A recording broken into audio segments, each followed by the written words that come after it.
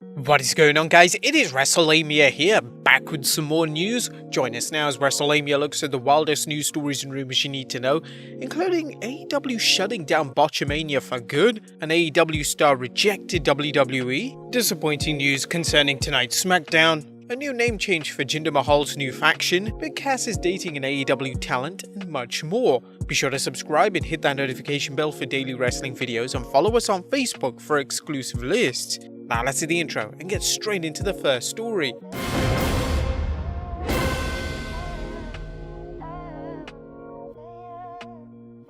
Now our first story looks like quite a big one, as AEW looks to have banned Botchamania. Now, fans of the popular YouTube channel that features video clips of wrestling bloopers and blunders has apparently been shut down for copyright strikes. The site's owner Matthew tweeted, "Yes, the Botchamania YouTube channel is down. No, I don't know if it'll be back up. Yes, I'm talking to someone in AEW. No, I don't know if it'll help. Yes, I've seen your nice messages." He's not been in a tweeting mood since he's got food poisoning. Now, you may recall a previous report that AEW had filed copyright claims against several YouTube channels, resulting in them receiving copyright strikes. If a channel receives 3 strikes, it's game over, and while there was talk that AEW was working to resolve the situation, that doesn't appear to be the case, and that might have been a different situation as they were talking about video game footage being used. This is actual AEW footage, which seems like a big no-no. Now, although this is just purely speculation, consider the possibility that AEW might be applying pressure on Botchamania as to what content to put up, as they had some embarrassing moments lately, including the anticlimactic finish at Revolution and the more recent spot at the Blood and Guts special. Now that's just speculation, but it looks like it just applies to all media being used, not just the bloopers. Now it's uncertain whether Matthew can actually create a new channel, as his channel is technically banned from YouTube. If he does, he might want to just solely concentrate on WWE, but he's had problems from them in the past as well. It just seems that AEW is like the final nail in the coffin. Next up, disappointing news concerning tonight's Smackdown. Okay, this is the first Smackdown throwback episode that they're having, and all of us fans just wanted one thing, that Smackdown Fist entrance stage. But unfortunately, according to Fightful.com, we're not getting it. It'll be kind of interesting to see which stage we get though. We could be getting the original oval set, which would still be cool, but I hope they don't go for that PG era one. You know, that crappy one from 2008. That'll be so disappointing. Did you guys want the Smackdown Fist entrance stage back? Let us know in the comments down below. Next up, Tommy Dreamer suffering a severe case of COVID. Now, this week's Wrestling Observer newsletter is reporting that Dreamer has been dealing with the coronavirus for over 3 weeks and believes he caught it during a tour in Alaska for WrestlePro. Dreamer noted on his podcast, he took the booking because he had wrestled in 49 of the 50 states in the US, and Alaska was the one place he had never wrestled. He said when he got there and saw all the fans and few masks, he said he knew it was a mistake. He said that more than a dozen wrestlers on the tour ended up with COVID even though everyone was tested before leaving on the tour. He was really mad because both his wife and one of his daughters got it from him when he returned home. He discussed how bad his experience has been. For 17 days he felt like he had a massive concussion. He was suffering from chills and heavy sweating. He said one night he felt so bad he couldn't walk or go to the bathroom, and said his hips and elbows felt like they were on fire and in so much pain that he couldn't use his arms. He said at other points laying in bed was so painful that he had to stand up against the wall.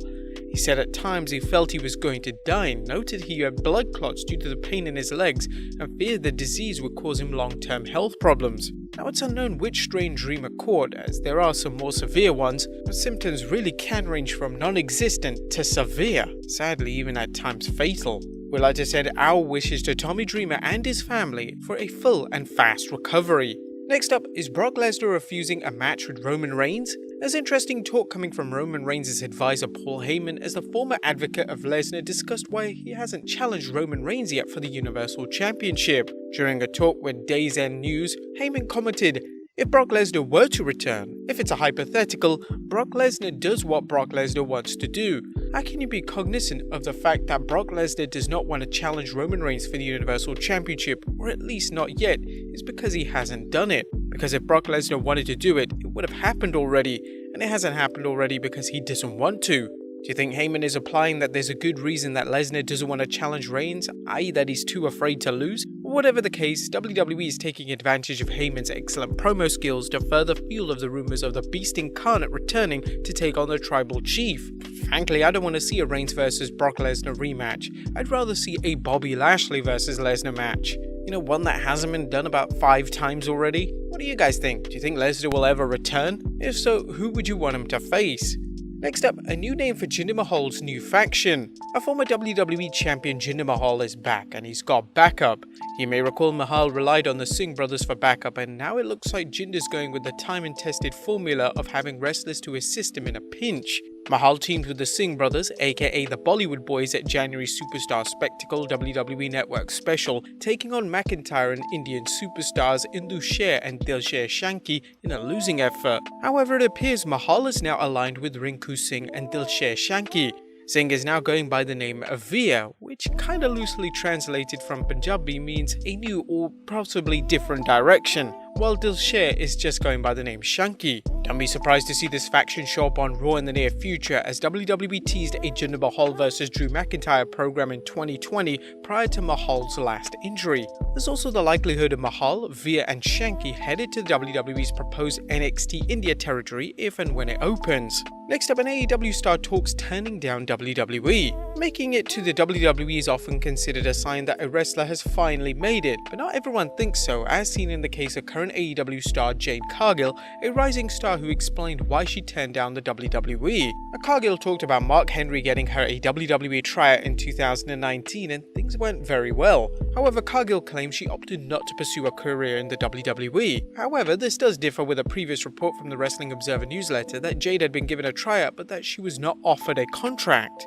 At this point, it appears to be a case of he said, she said, but for now, the 28-year-old is off to a good start, having already worked a marquee match alongside Shaq against Cody Rhodes and Red Velvet. Next up, Big Cass dating an AEW talent. It looks like love is in the air for former WWE superstar Big Cass, aka William Morrissey, as a current Impact star who is performing as W. Morrissey was seen on Instagram getting up close and personal with AEW backstage interview Lexi Nair, and Nair's comments, "Alexa played the Lion King's Can You Feel the Love Tonight?" Congratulations to the new couple. And finally, a new Vince McMahon television project has been announced. Last but not least, Vince McMahon's incredible story of guiding the WWE to the top of the wrestling industry is a fascinating one, and yet incredibly, it's never been given much examination. Apart from some things that we've touched upon in the Behind the Titantron series. But now it appears a new series will document McMahon's efforts and eventual victory in conquering the wrestling world.